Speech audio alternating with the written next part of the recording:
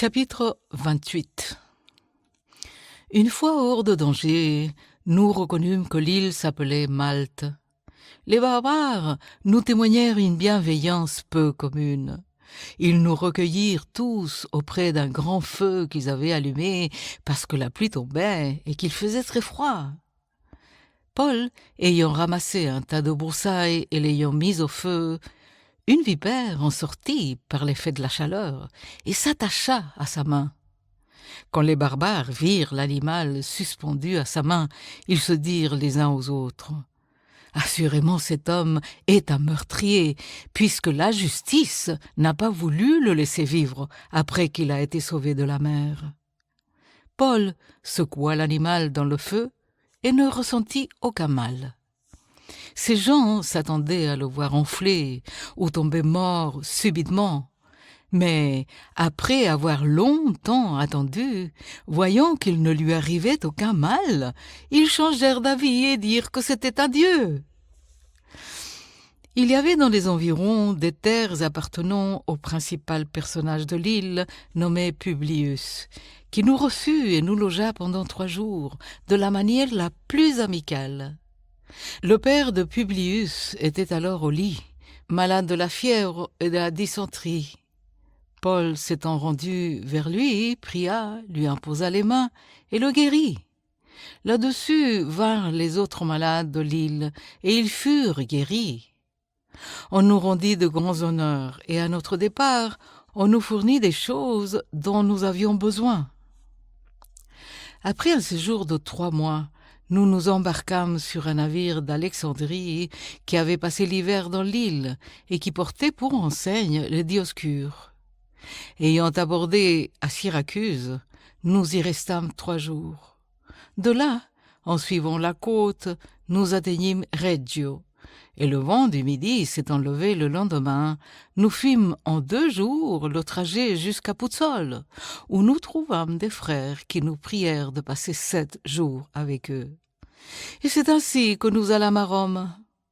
De Rome vinrent à notre rencontre, jusqu'au forum d'Appius et aux 3 tavernes, les frères qui avaient entendu parler de nous. Paul, en les voyant, rendit grâce à Dieu et prit courage.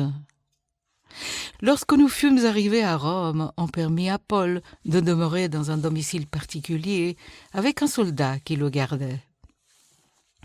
Au bout de 3 jours, Paul convoqua les principaux des Juifs, et quand ils furent réunis, il leur adressa ces paroles. « Hommes frères, sans avoir rien fait contre le peuple, ni contre les coutumes de nos pères, j'ai été mis en prison à Jérusalem et livré de là entre les mains des Romains. Après m'avoir interrogé, ils voulaient me relâcher parce qu'il n'y avait en moi rien qui mérite la mort. Mais les Juifs s'y opposèrent et j'ai été forcé d'en appeler à César, n'ayant du reste aucun dessein d'accuser ma nation. Voilà pourquoi j'ai demandé à vous voir et à vous parler, car c'est à cause de l'espérance d'Israël que je porte cette chaîne. » Ils lui répondirent « Nous n'avons reçu de Judée aucune lettre à ton sujet, et il n'est venu aucun frère qui ait rapporté ou dit du mal de toi. Mais nous voudrions apprendre de toi ce que tu penses, car nous savons que cette secte rencontre partout de l'opposition. » Ils lui fixèrent un jour, et plusieurs vinrent le trouver dans son logis. Paul leur annonça le royaume de Dieu, en rendant témoignage et en cherchant par la loi de Moïse et par les prophètes à les persuader de ce qui concerne Jésus. L'entretien dura depuis le matin jusqu'au soir. Les uns furent persuadés par ce qu'ils disaient, et les autres ne crurent point. Comme ils se retiraient en désaccord, Paul n'ajouta que ces mots. « C'est avec raison que le Saint-Esprit, parlant à vos pères par le prophète Ésaïe, a dit « Va vers ce peuple et dis « Vous entendrez de vos oreilles et vous ne comprendrez point. Vous regarderez de vos yeux et vous ne verrez point. Car le cœur de ce peuple est devenu insensible. Ils ont endurci leurs oreilles et ils ont fermé leurs yeux, de peur qu'ils ne voient de leurs yeux et qu'ils n'entendent de leurs oreilles, qu'ils ne comprennent de leur cœur et qu'ils ne se convertissent et que je ne les guérisse.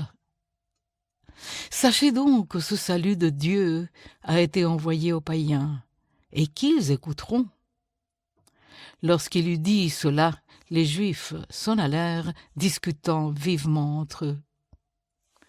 Paul demeura 2 ans entiers dans une maison qu'il avait louée. Il recevait tous ceux qui venaient le voir, prêchant le royaume de Dieu et enseignant ce qui concerne le Seigneur Jésus-Christ en toute liberté et sans obstacle.